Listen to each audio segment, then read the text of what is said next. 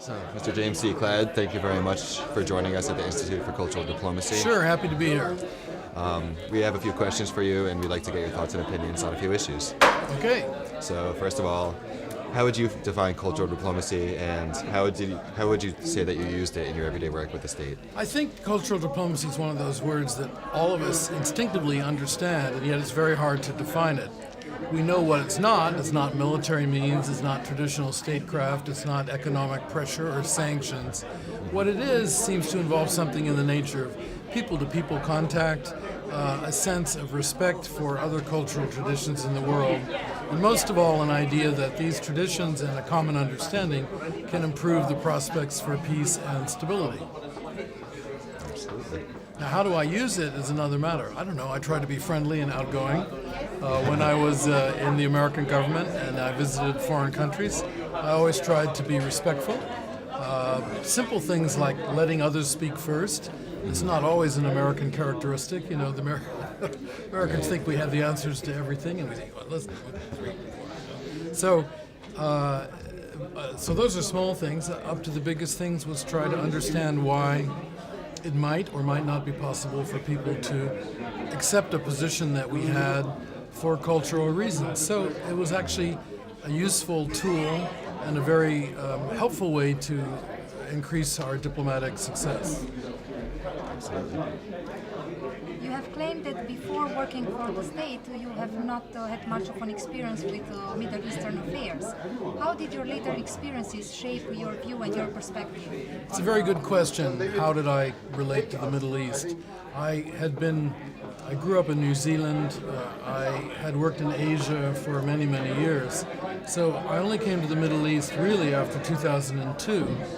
I think the answer is that it's rather helpful to have done something else because you can see the common elements in a country's or a culture's tradition. So working in Asia, and then there are many cultures there, I realized that, for example, in the Middle East, just like in Asia, the business families are very significant, that you can go to them and they have very good connections. They're very cautious. You can usually rely on them. So it's just an example of how a background that was in Asia and also some time in Africa was helpful to the Middle East. That said, I had to learn very quickly on the job, and it became an area of great interest for me. How do you think that cultural diplomacy is currently shaping the new transatlantic relations between Europe, US, Asia, and Yeah, good. The transatlantic trade diplomacy, is that what you're thinking about? I think it's very useful for a variety of reasons. First, the intended outcome, we hope, is successful for both North America, because the Canadian arrangement has already happened. It's whether the Americans can follow what Canada has done. Secondly, it's useful to remind the Chinese that there are other areas of dynamism in the world economy. China tends to take a view of, an understandable arrogance in the field of trade diplomacy and a trade position. Finally, there's the cultural connection, which is big. You know, the United States is an immigrant country and more diverse, as is Europe, but it's fundamentally a Western country. So these cultural elements make it easier to understand one another. It doesn't make it easier to reach agreement. There's a lot of economies in this country, but to understand each other, it's easier. Absolutely. Speaking of U.S. culture, I have one question regarding nation branding. So, as you might know, as you definitely know, many countries they invest a lot of money, time, and energy into nation branding and creating their own identity and spreading it. But in the USA, on the other hand, our culture just kind of exports itself largely.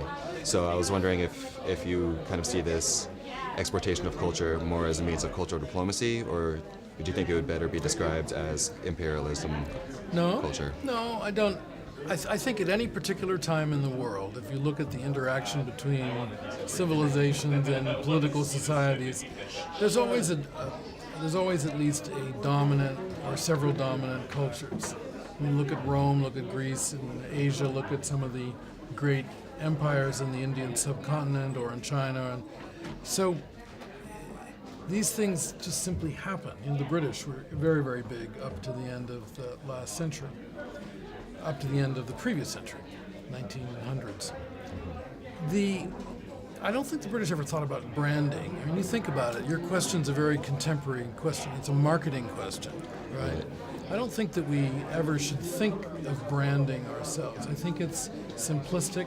I think things happen already because of, you know, the excitement and dynamism and size of of the United States and also American culture, the head start that American culture had, you know, in Hollywood, you know, really going back to the late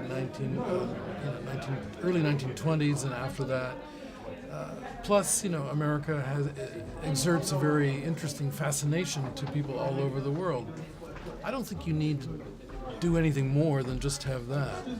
So I'm skeptical of these terms branding, and when I was in the American government, I never liked this idea that we should brand the United States as a friendly country, say, to Islam. I think it's a friendly country, full stop.